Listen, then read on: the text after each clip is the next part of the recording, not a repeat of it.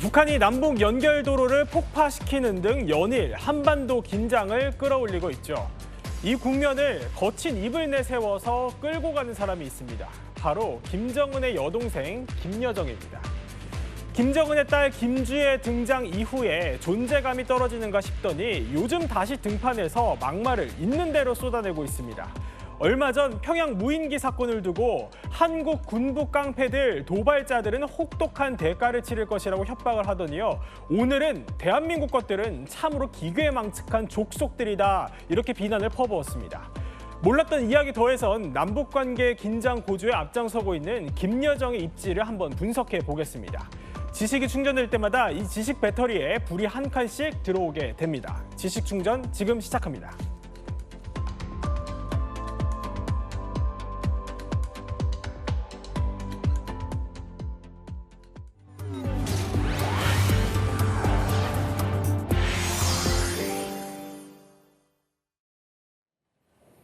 네, 세 분의 이야기 마스터와 함께 이야기 나눠보겠습니다.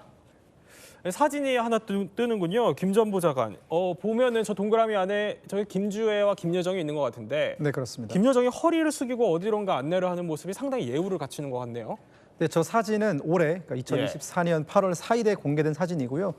저 현장은 북한의 그 신형 전술 탄도 미사일 그 인수인계 현장에서 그것을 기념하기 위해서 만든 기념식에서 나온 사진입니다. 네. 앞에서 지금 에스코트를 하는 듯한 허리를 숙이고 있는 여성의 이름은 바로 김여정이고요. 예. 에스코트를 받고 있는 사람은 조카인 김주애입니다.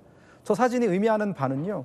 김여정은 지금까지 김정은을 제외한 그 누구에게 에스코트를 제공해 본 적이 없습니다. 네. 하지만 다른 누구도 아닌 자기 조카에게 허리를 숙여가면서 이 에스코트를 제공했다는 점에서 이 두 사람의 권력 구도라든가 그 관계에서 변화가 일어난 것은 아닌가라는 그런 많은 시선을 모았던 사진입니다. 상당히 미묘한 기류가 감지된다 이런 말씀이시군요. 그렇습니다. 김 교수님, 그런데 사실 저렇게 김주애가 등장한 이후에 김여정이 매체에서 좀 모습을 감췄습니다. 그래서 뭐 김여정의 입지가 흔들리는 거 아니냐 이런 분석들이 있었는데 실제로도 화면 구석에서 포착되기도 했었잖아요. 맞아요. 분명히 그런 측면이 있는 것 같습니다. 예. 김주애가 등장하고 나서 이 김여정이 조금 존재감이 약해졌다고 할까요? 이제 그런 장면이 많이 포착이 됐어요. 일단 주요 행사에서 네. 지금 화면이 나오고 있는데 김여정이 뒷줄로 밀려나는 어떤 그런 모습을 보였는데요. 2023년 2월 18일이었어요. 국방성 네. 체육 경기인데 김여정이 지금 저기 나오고 있습니다. 뒷줄 가장자리에 앉아 있어요. 인민군 창설 이 열병식 때도 김주애는 김정은과 이 레드카펫을 밟았는데 김여정은 행사장 밖에 서 있었습니다. 그래서 김여정의 위상이 약해졌다. 저기 이제 끄트머리 저기 있군요. 예. 저 빨간 동그라미에 있어요. 지금 뭐 이런 분석이 나온 건데 그런데 최근에 좀 상황이 다시 변화가 발생했다라는 것이죠. 2023년 4월 김일성 이 생일 기념 행사인데요. 네. 예. 이 김여정이 김정은 분유의 바로 뒤편 중앙에 앉아 있는 그런 모습이 포착된 것입니다. 네. 그러니까 위상이 어느 정도 회복됐다라는 얘기인데요. 어떤 변화가 있었는지 사실 우리는 잘 모릅니다. 하지만 김여정이 김주애 후계 구도를 어느 정도 현실로 인정을 했고 그런 김여정에 대해서 김정은이 위상을 어느 정도 또 회복을 시켜줬다. 뭐 이렇게 좀 추정해 볼 수 있는 부분이 있습니다. 그렇군요. 김여정이 그러니까 김주애 후계 구도로 어느 정도 인정을 했고 김정은이 이에 대한 후속 조치를 한 거다. 뭐 이런 분석들이 있다는 거네요. 네. 근데 김 전 보좌관, 어쨌든 간에 김여정의 권력이나 위상에는 변함이 없다는 건데 지금 입지는 어떻습니까? 지금 무슨 역할을 하고 있죠? 사실 그 사진에서 보여주는 어떤 김여정의 위치라든가 그런 것들을 놓고 우리 많은 전문가들이 어떤 위상의 변화라든가 혹은 입지가 많이 축소된 것 아니냐라는 어떤 의문을 가질 수밖에 없는데요. 실질적으로 북한에서 김여정이 현재 차지하고 있는 공식적인 직함의 위치는 변한 적이 없습니다. 그래요? 현재 김여정은 조선노동당 선전선동부 부부장이죠. 네, 선전선동부 부장이 있고 또 부부장이 따로 있습니다. 우리 대한민국으로 따지면 차관급에 해당하는 사람이고요. 예. 공식 의전 서열에서는 북한의 공식 의전 서열에서는 42건입니다. 하지만 실질적인 어떤 서열을 나눴을 때는 약 12위에서 14위 정도 된다라고 많은 전문가들이 분석을 하고 있습니다. 하지만 그 선전선동부 부부장이라는 위치는 조금 더 설명을 드리면 굉장히 중요한 위치입니다.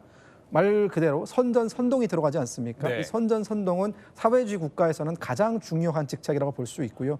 노동당에서 가장 중요한 핵심 핵심 부서는 조직지도부가 있고 그 다음이 선전선동부입니다. 실제로 김정일 국방위원장도 그 본인의 어떤 후계자 자리로 가기 전에는 네. 이 선동부에서 먼저 사회생활을 그래요? 과장이라든가 지도원이라든가 거쳐서 올라갔거든요. 입문 코스네요. 그렇습니다. 그 과정을 거치면서 김일성의 주체 사상을 좀 옹립한 그런 과정이 있었습니다. 그렇기 때문에 그 김여정 부부장이 처음 이 선동 부부장이 갔을 때 우리 많은 전문가들이 후계자 코스를 밟는 것 아니냐라는 네. 어떤 시각을 보내기도 했었죠. 그만큼 중요한 자리입니다. 그런데 이런 분석도 또 있더라고요. 저희가 취재를 해보니까 뭐 김주혁의 첫 등판 뒤에는 김여정이 있다. 그러니까 김여정의 일종의 기획이다. 이런 분석이 있던데 김 전 보좌관 보시기에는 어떻습니까?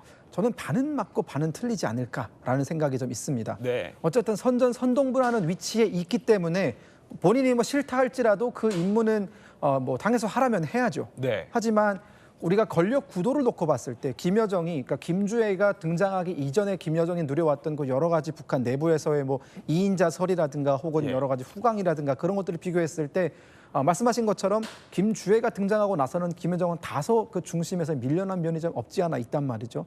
그렇다면 본인이 직접 그것을 기획해서 본인의 위치를 끌어내리고 조카를 자기의 자리에 올리려는 작업을 과연 내켜서 했을까? 네. 아니면 어쩔 수 없는 구도 하에서 해야 되는 상황이었으니 했을까라는 점에서 저는 후자의 가능성이 좀 더 높다. 어쩔 수 없이. 네, 그래서 네. 반은 맞고 반은 틀리다라고 말씀을 드리고 그럼 싶습니다. 어쩔 수 없이 했다면 뭐 김여정이 선뜻 내켜서 한 건 아닐 수 있다. 이런 분석이신 건데 네. 그러면은 리설주와의 관계도 굉장히 묘할 것 같아요. 후계자 구도에 있어서요. 결국 현재 지금 김주애의 후계자론이 이제 대두가 되고 있고 그 후계자 어떤 그 과정이 지금 많이 공개가 되고 있는 이유는 김정은 위원장의 그 건강 상태가 상당히 안 좋기 때문에 나타나는 건 아니겠습니까?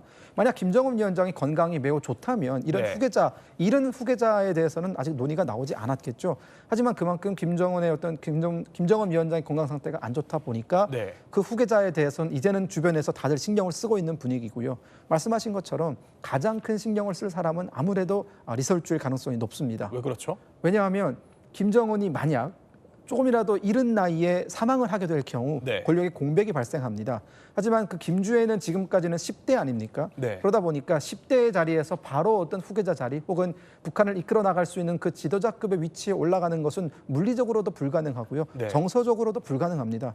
그렇다면은 굉장히 어떻게 낙동강 오리알 신세가 되는 것이거든요. 후계자로서 공식 지명을 받지 못한 상태이고 딸이기 때문에 뭔가 후계자로 갈 수 있는 가능성은 있고 네. 이런 상황 속에서는 권력의 공백을 메꾸려는 다른 사람들이 치고 올라올 수 있는 상황이 있기 때문에 네. 이설주 입장에서는 김정은의 건강 상태가 어느 정도 허락이 될 때 하루빨리 그 후계 구도를 완벽하게 만들어야 나중에 가서 다른 얘기가 나오지 않을 거다라고 판단할 가능성이 그럴 수 높고요. 있겠네요. 그럼 리설주 입장에서는 김여정이 자꾸만 활동 범위를 넓혀가는 게 아직 내 아이는 덜 자랐는데 좀 불안할 수 있다 이런 해석이신 거죠? 네, 그렇습니다. 우리 한국 언론에서 주로 이제 그 김여정의 이인자설이라든가 후계자설을 많이 다뤘었는데요.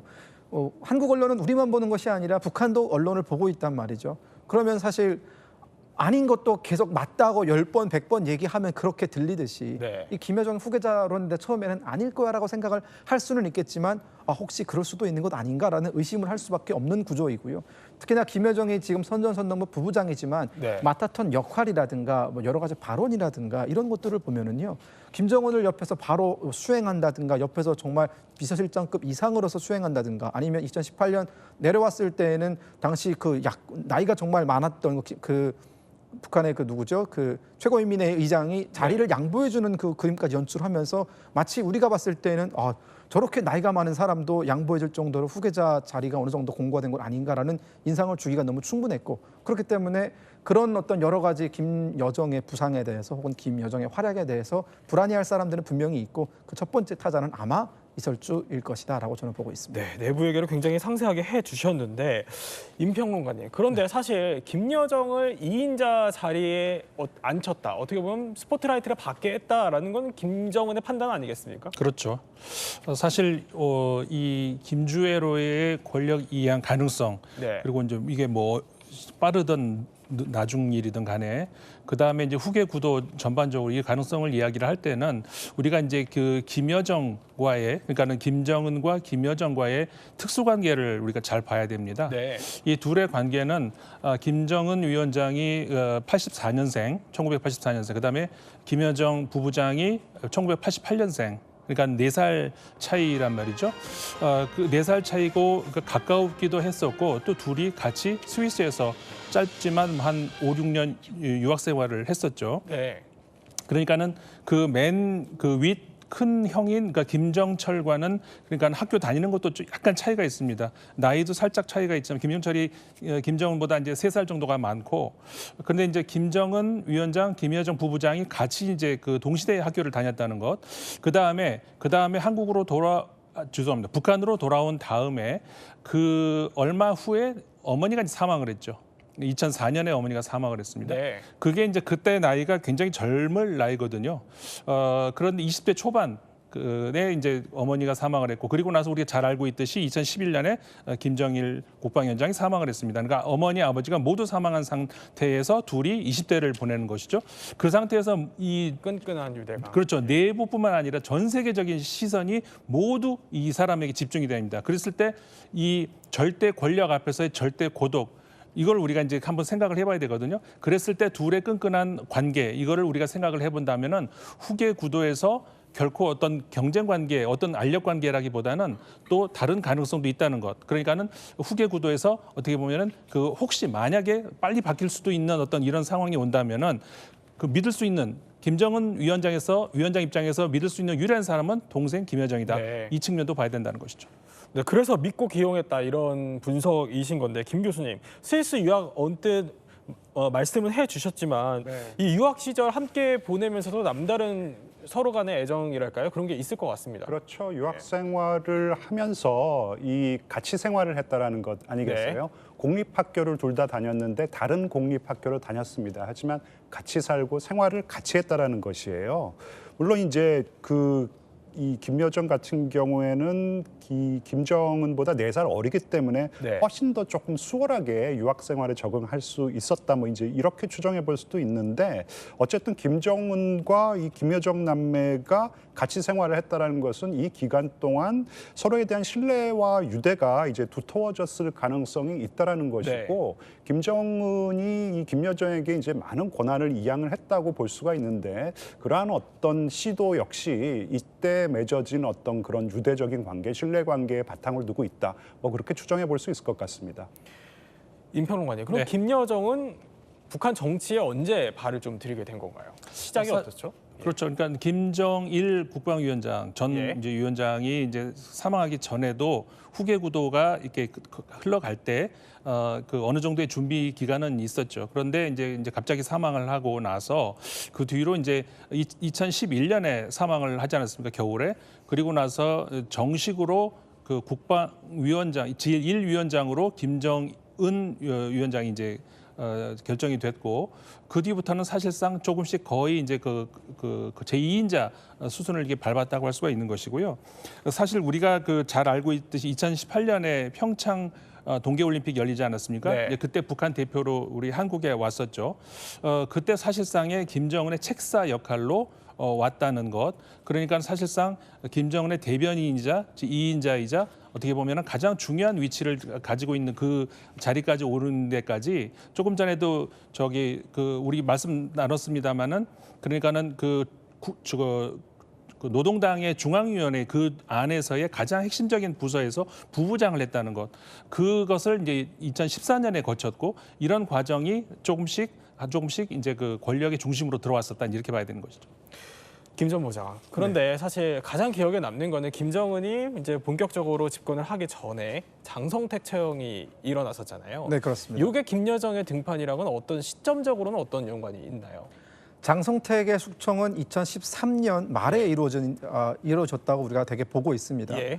그럼 2013년까지는 사실 김정은 위원장의 권력 구도 자체가 그렇게 확실하게 옹립되어 있던 시절이 아닙니다. 예. 2012년 이제 2011년이죠. 2011년 12월 17일 김정일이 갑자기 이제 사망을 하고 나서 네.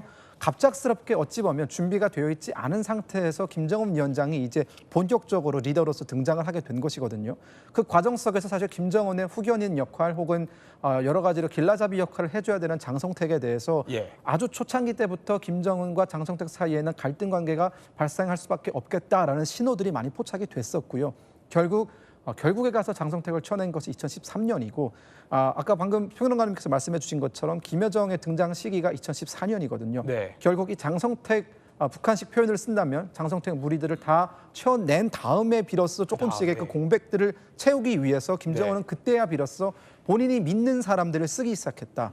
그 전까지는 어디 내각에 누구를 앉힌다든가 혹은 당중앙위원회 누구를 앉힐 때까지만 하더라도 네. 김정은 위원장의 100% 의지보다는 당시 조직 지도부를 장악하고 있던 장성택의 의지에 의해서 기용되던 면이 없지 않아 있거든요. 예. 그렇기 때문에 장성택이 임명한 사람들에 대한 대규모 숙청이 일어날 수밖에 없었던 이유도 김정은 위원장 입장에서는 내 사람들이 아니다라고 네. 평가를 했고 당신들은 어차피 장성택에 의해서 임명을 받은 사람들이기 때문에 다 같이 숙청을 하는 거다라는 명분이 있었고요. 네. 한번 다 그렇게 밀어내고 나니까 이제 그 빈자리들을 그때부터 우리가 김덕훈 내각총리 같은 사람은 정말 등장하지 않던 정말 뉴페이스거든요. 네. 저런 사람이 어디서 있었지 이런 생각이 들 정도로 구속했던 사람들을 김정은이 직접 채용을 하기 시작하면서 그 과정 속에서 김여정의 부부장의 그 자리도 돌아왔다라고 판단을 하고 있습니다. 그렇군요. 쉽게 말하면 장성택의 처형 이후에 이제 그 공백에 자기가 믿는 사람을 심었는데 그게 김여정이다. 네, 그렇습니다. 건데 시간이 흘러서 김여정이 그 위상이 확 달라진 순간을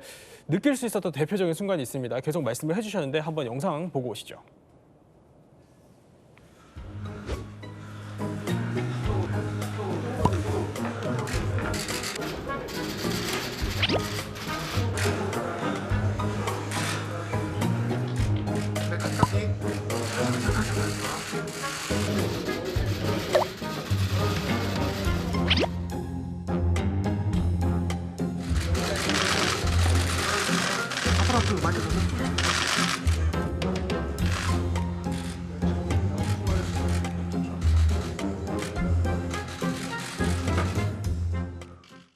김 교수님, 네. 벌써 저 때가 6년 전이더라고요. 맞아요. 2018년 2월이었죠. 제가 어떤 장면이었죠? 저게 아까 뭐 영상 자막에도 나왔지만 예. 인천공항 귀빈실입니다. 이 김여정이 평창 올림픽을 논의하러 김영남과 같이 온 것이에요. 그러니까 어떻게 보면은 백두혈통이죠. 김일성의 직계 가족인 이른바 백두혈통 중에서는 처음으로 이제 한국당을 밟은 겁니다.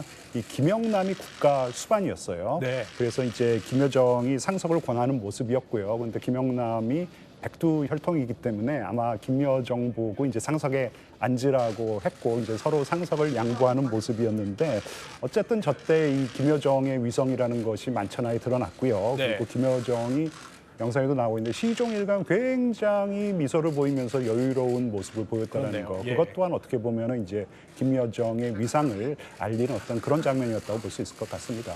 임평론가, 그런데 저 영상 속의 모습을 보면 김여정의 저 모습은 이전에 북한 매체에서 예전에 보도됐던 김여정의 철부지 같다고 표현을 해야 될까요? 그런 모습이랑은 좀 사뭇 다른 것 같아요. 그렇죠.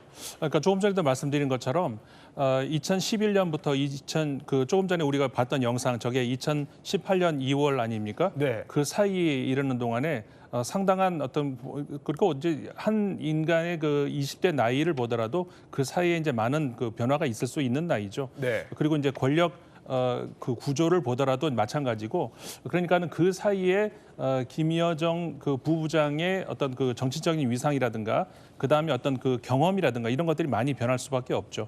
그리고 이제 정치적으로도 노동당 당내의 정치국의 당 노동당 내외의 정치국이라고 하면 가장 핵심 부서라고 할 수가 있는데 거기에 이제 후보위원으로 들어가는 것도 2017년이었고 그러니까 많은 미상의 변화가 있었죠. 네. 근데 저 박람 당시와 관련해서 임 소장님 퀴즈 하나 준비해 주셨다고 들었습니다. 네. 그 당시에 우리나라에 왔을 때 김여정은 박람 기간 내내 땡땡땡 뭐뭐뭐를 잡지 않았다. 뭘까요? 모모모를 잡지 않았다. 그러니까 뭔가 물리적으로 뭘 잡지 않았다 이런 뜻인가 아니면 기회를 잡지 않았다 뭐 이런 뜻일까요? 세 글자니까 네. 한번 맞춰보시죠. 세 글자 우리 교수님 혹시 알고 전화기. 계십니까? 전화기. 예. 전화기를 전화기는 잡지 잡지 않았을 것 같아요. 뭐 전화를 하지 않았다 이런 네, 뜻이죠. 그냥 저 행사에 집중하기 위해서 전화기를 잡지 않았어요. 네, 정답이 뭔가요? 사실 전화기도 뭐 비슷한 표현입니다. 네. 문고리를 잡지 않았다. 문고리요. 꼴이. 왜 그렇죠? 예. 문고리나 전화기나 이제 공통점이 있습니다. 우리가 손으로 잡으면은 거기에 지문이 남죠.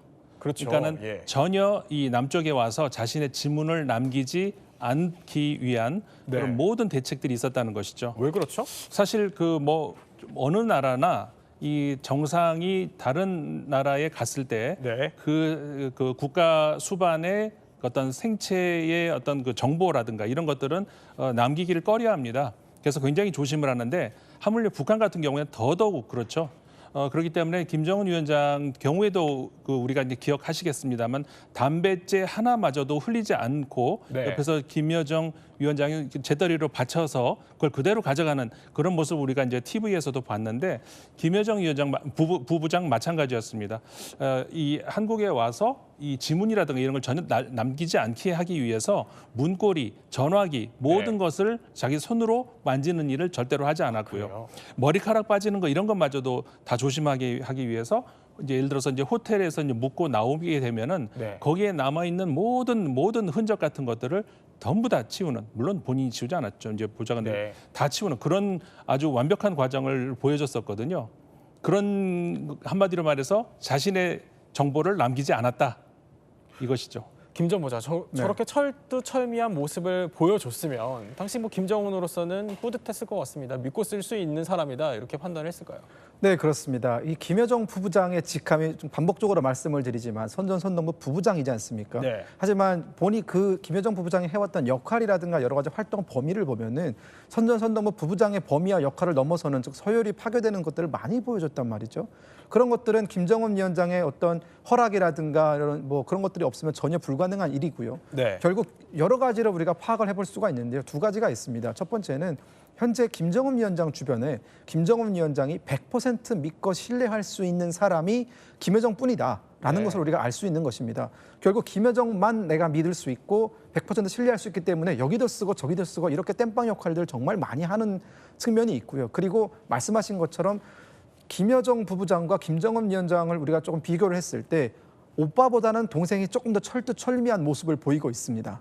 여러 가지 상황 관리라든가 주변 정리라든가 또 하노이 회담에서 말씀하시는 그 재털이라든가 여러 가지 상황을 봤을 때에는 네. 정말 상당히 주변의 어떤 관리를 잘 하는 모습을 보여주고 있고 더 중요하게는 그런 본인에게 차려진 역할이라든가 권한이라든가 그런 것들이 많을수록 그것을 넘는 행위를 하지 않았다라는 겁니다. 즉 네. 선을 넘어서 뭐 오빠의 자리를 넘본다든가 혹은 더 많은 걸 요구한다든가 그런 것들의 어떤 분수에 넘는 것들은 하지 않았기 때문에 오히려 더 많은 신뢰를 받은 것이 아닌가 그런 생각이 있고요. 마지막으로는 결국 현재 김정은 위원장도 본인의 건강 상태를 누구보다 잘 알고 있습니다. 네.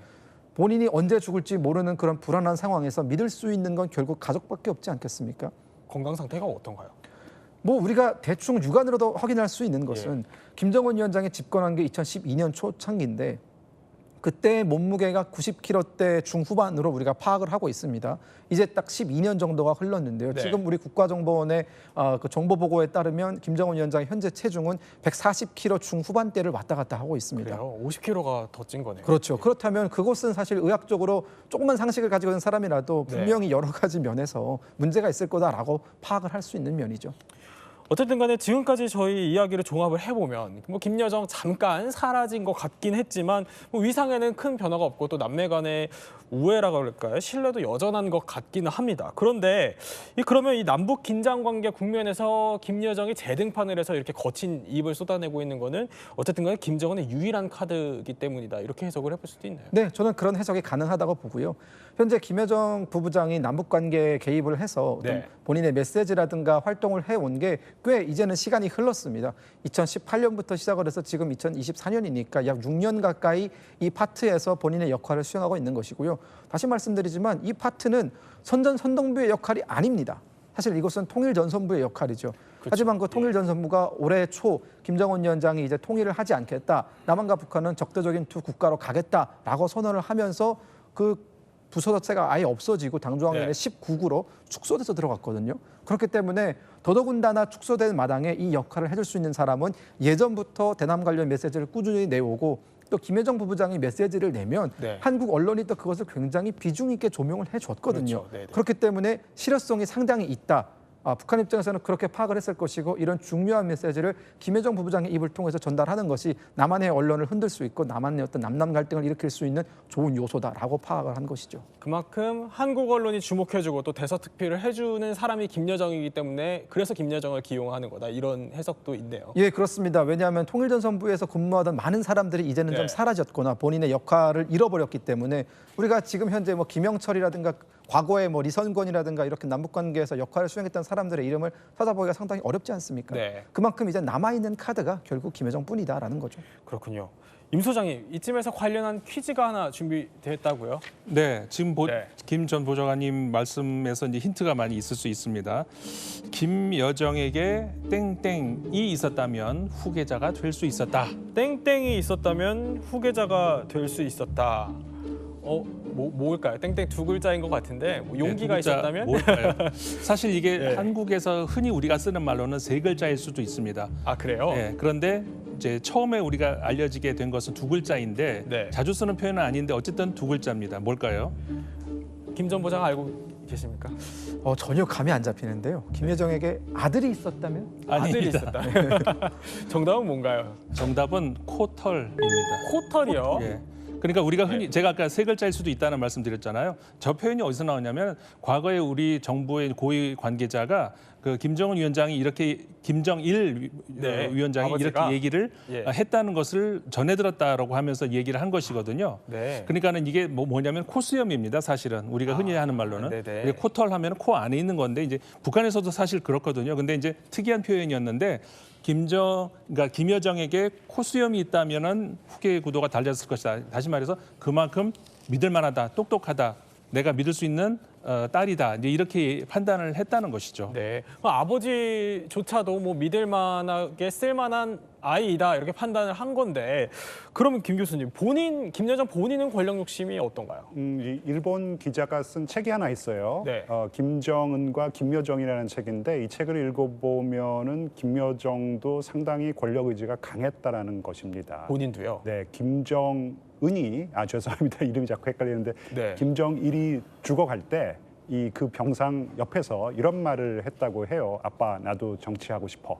근데 나도 정치하고 싶다. 네, 그런 얘기를 했다 그러는데 이 김정은의 이 동생이죠. 김경희가 야, 이거 김여정이 정치에 참여하는 것은 나는 반대해. 왜냐하면은 뭐 김정일이 그랬다라는 것이에요. 이 평소에 닭이 울면 집안이 망한다. 뭐 이런 속담을 즐겨 썼다고 합니다. 그래서 김경희가 김여정에게 공식 석상에 나서지 말고 뭐 너는 정치하지 마라. 뭐 이런 조언을 했다고 하는데 그런데 김정일이 죽고 나서는 정말 김여정이 이 물 만난 물고기처럼 일하기 시작했습니다. 그래서 네. 김정은을 지근거리에서 늘 보좌하면서 김정은 체제의 정책 노선이나 통치 방향을 잡아가는데 결정적인 역할을 한 것입니다. 사실 북한 사회에서는 모든 권력이 여정 동지를 통해서 지금 나타나고 있다. 뭐 이제 이런 말까지 나돌 그래요? 정도라고 예. 합니다. 그러니까 정말 오빠의 후광을 얻고 강력한 권력을 잡았고 또 그 권력을 잡고 행사하고 있다라는 어떤 그런 이 분석이 나오고 있는 상황입니다. 김 전 보좌관. 어쨌든 김여정의 현재 직함은 선전선동부 부부장입니다. 네. 근데 오를 수 있는 위치가 앞으로 더 있나요? 저는 개인적으로 예. 김여정의 화양 연화는 이제 끝났다라는 생각이 듭니다. 예. 왜 그렇죠? 한때 김여정 부부장이 어디까지 올라갈 수 있느냐를 이제 질문이 많이 나왔을 때 네. 조선노동당 제1비서 직함까지는 올라갈 수 있는 건 아니냐라는 분석이 나왔습니다. 그게 어떤 직함이겠어요? 조선노동당 제1비서라는 직함은 북한이 새롭게 만들어낸 직책입니다. 네. 2021년 1월에 북한은 조선노동당 제8차 대회를 열었는데요. 그 대회를 통해서 새롭게 만들어낸 직책, 즉 현재 조선노동당의 총비서는 김정은입니다. 네. 하지만 김정은 위원장이 유고 시에는 그 1비서가 김정은 위원장이 했던 그 총비서의 여러 가지 역할을 네. 대체할 수 있다. 쉽게 말하면 후계자 자리를 신설한 겁니다. 그게 2021년이었습니다.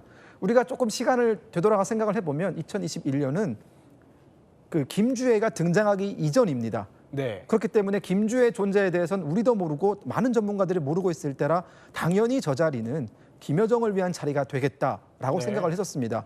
2021년 1월에 그 자리를 만들고 이제 언제쯤 김여정이 그 자리로 올라가는지를 지켜보고 있었는데 시간이 지나면 지날수록 그 자리가 채워지지 않더란 말이죠. 네. 그러다가 갑자기 2022년 말에 들어서 김주애가 깜짝 등장을 합니다. 네. 그러면서 이제는 전문가들이 저 이일비서라는 자리를 김주의 등장 1년 시점 1년 전에 만들어 놓은 것은 김여정을 위한 자리가 아니라 네. 미래의 김주혜를 위한 자리였구나라는 생각이 이제는 좀 굳어지고 있는 것 같고요.